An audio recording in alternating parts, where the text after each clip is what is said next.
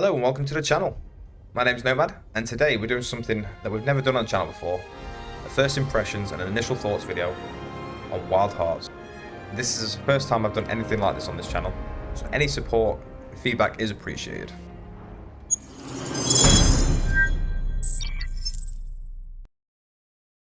As someone who's a fan of Monster Hunter, I saw the trailer for Wild Hearts, and I thought to myself, surely this is just going to be a copycat, right? And of course, we're going to make comparisons, because it's the same thing.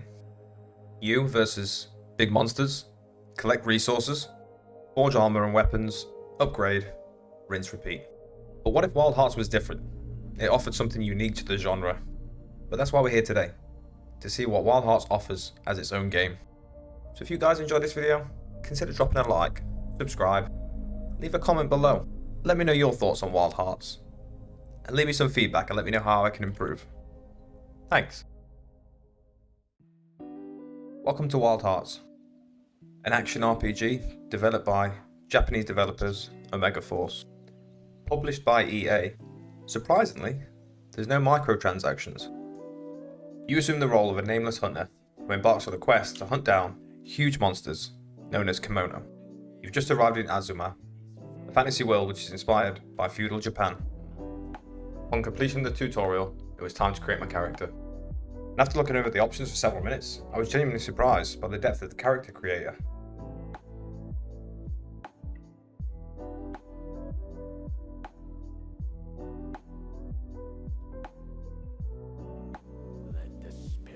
On death's door, you're aided by a stranger, infusing you with karakuri. Now karakuri allows the player to build traps, traversal items, and buildings to help you fight the kimono. Karakuri can be used to create boxes, and these boxes can be used to scale tall objects such as walls.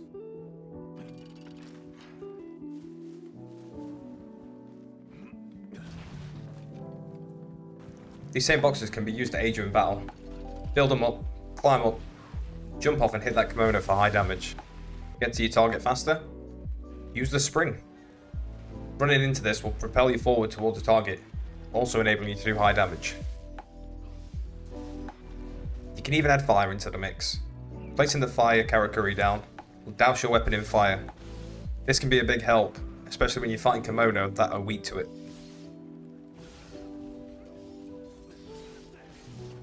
And if you just want to get around the map quicker, use a zipline karakuri. And as long as you have the materials to build them, you can create a whole network of ziplines to get around the map quicker.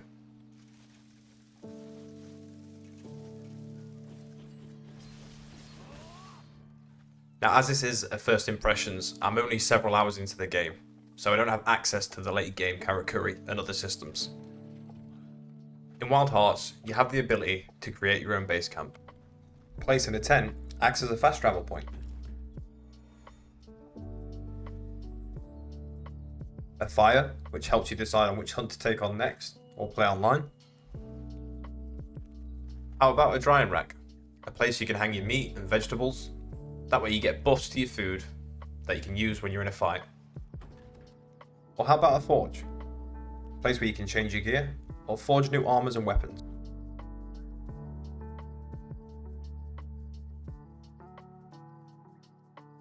Your base camp has everything, so make sure you check in regular to do upgrades, forge new weapons and armor, and process your food. And once you leave base camp, don't forget to look around for materials to gather. Especially these little guys. These are called Tsukumo. They're yet equivalent to palicos from Monster Hunter.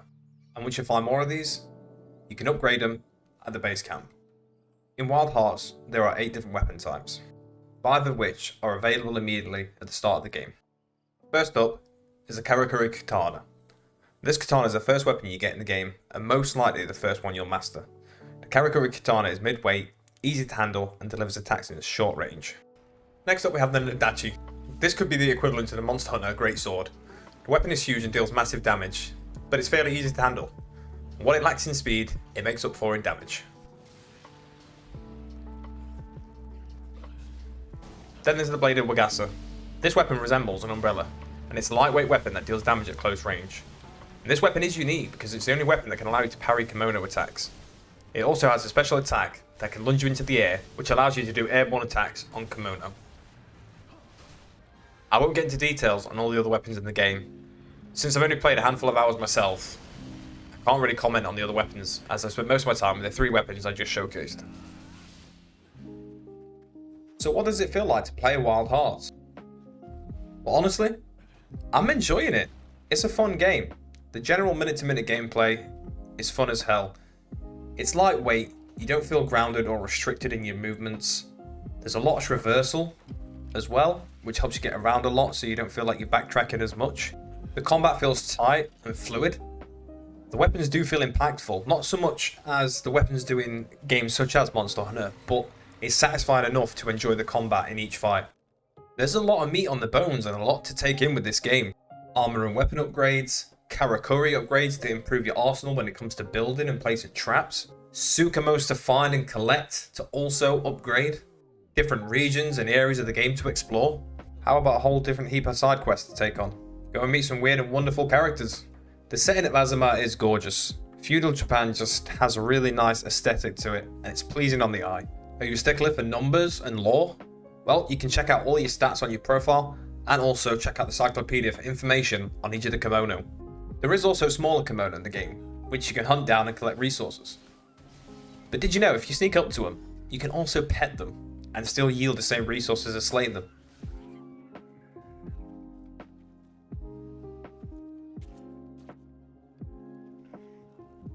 So let's address the elephant in the room.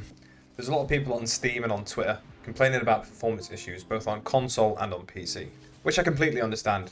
Most modern games come out now, they're not finished, they're unoptimized, and they are a buggy mess. And the sad reality is, most of us gamers have grown accustomed to it, which shouldn't be the case in gaming.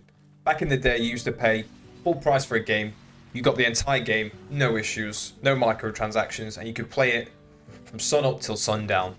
But now it's hard to get excited for games, due to how the industry currently is. But with all that aside, I know people have been having issues with Wild Hearts, but me personally, I'm running a 3070, and I've had absolutely no issues running this game on max settings. Sure, there's a few dips here and there, and the graphics sometimes look a little bit washed, but other than that, it's running like a dream for me. So here we are, my final thoughts. How do I feel about Wild Hearts? Honestly, for a new IP that's just come along, the game is so fun and does a lot of things right. Yeah, we can compare it to Monster Hunter all day and say, it's a cheap man's Monster Hunter, it's Monster Hunter from Wish, but that's not fair to Wild Hearts. You have to give credit where it's due. This is the team that developed Dynasty Warriors, a game which is completely different from this. So for me, they do a lot of things right. The game's enjoyable, the mechanics are fun, and it's in depth. You can spend hours and hours upgrading, chasing kimono, and just improving your character. For me, they nailed the formula. As far as monster hunting goes, they nailed the formula. Of course, we can sit here all day and say, this is wrong, that's wrong. Yeah, there's few issues. Bit of clunkiness in the camera, some of the graphics at times look washed out, and obviously certain people are having performance issues.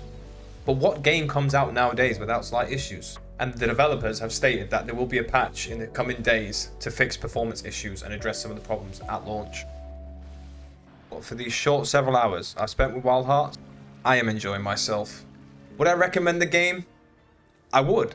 From what I've played, I've enjoyed it so far. There's still a whole host of things I've not seen or explored in the game yet, and I've heard that the end game is quite deep and decent. Obviously, I can't comment on that. This is just a first impression, so... But I'm excited for the future of Wild Hearts. The developers have got a great IP on their hands here, so let's hope they support the game, keep the updates rolling, and give it some love.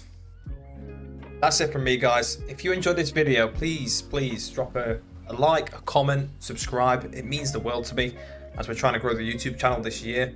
Like I said, this is the first time I've done anything like this on my channel, so any feedback, good or bad, it all helps. Let me know down below. But until next time, guys, have a great day. Thanks for watching.